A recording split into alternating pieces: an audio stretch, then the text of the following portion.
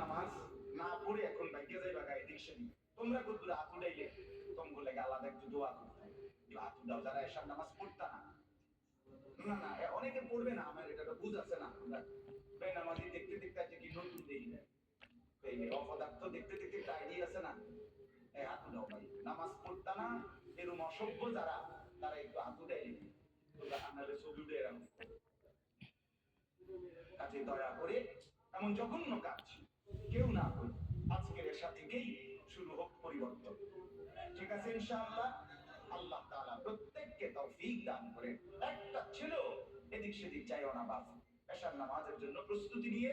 ওযু করে নামাজের সেজদা দাও যে কপালে সেজদা খোদার কসম সে কপাল ভাগ্য